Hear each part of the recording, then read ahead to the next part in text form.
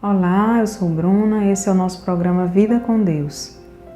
No vídeo anterior nós começamos a estudar um pouco sobre a origem do mal, sobre a forma como a desobediência do homem deu legalidade para que o mal imperasse neste mundo e sobre como aquela atitude do homem ela reflete até os nossos dias, reflete na vida de cada um de nós. No vídeo de hoje nós começamos a entender um pouco sobre como esse mal ele atua neste mundo e atua na vida das pessoas. Nós vamos ver que mesmo as pessoas que andam em obediência, mesmo aquelas que caminham com Cristo, mesmo aquelas que têm uma vida correta, justa e honesta diante de Deus e diante dos homens, mesmo elas não estão imunes ao mal, não estão imunes ao sofrimento que pode ocorrer com qualquer um de nós.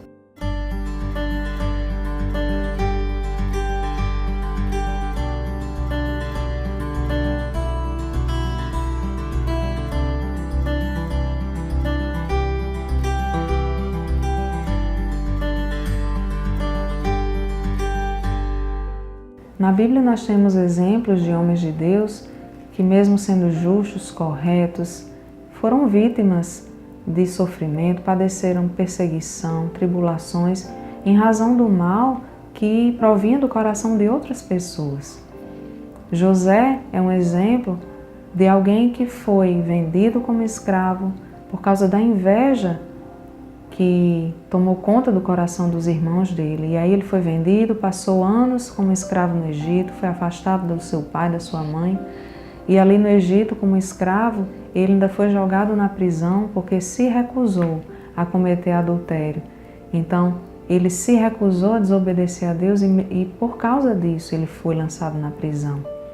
Então nós vemos que o mal que atingiu José, ele teve origem no coração dos irmãos dele, teve origem no coração da esposa do seu senhor, que queria se relacionar com José mesmo sendo casada.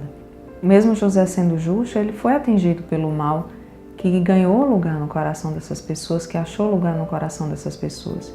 Nós vemos a vida do apóstolo Paulo, que depois que se encontrou com Jesus, passou a viver uma vida de total dedicação à expansão do reino de Deus, total dedicação a anunciar as boas novas e a proclamar a obra de Cristo aqui na terra.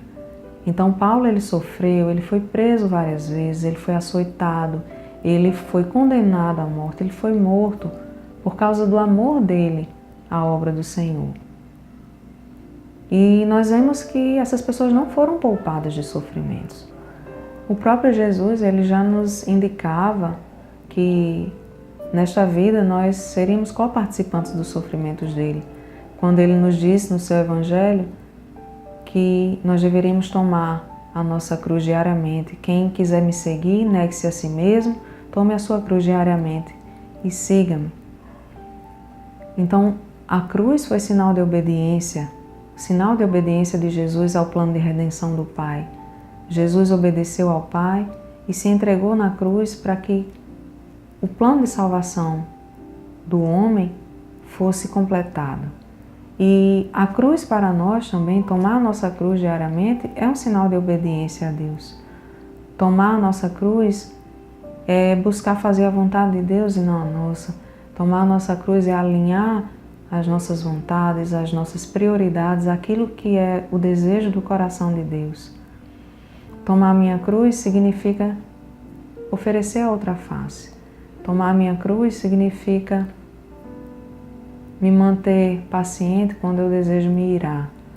Tomar a cruz diariamente significa abrir mão dos meus direitos e me submeter à vontade de Deus, abrir mão dos meus direitos, daquilo que eu desejo, dos meus melhores argumentos para aceitar a vontade de Deus para a minha vida e para buscar alinhar os meus desejos, as minhas vontades, os meus pensamentos, as minhas atitudes, aquilo que Deus nos ensina nas Escrituras Sagradas.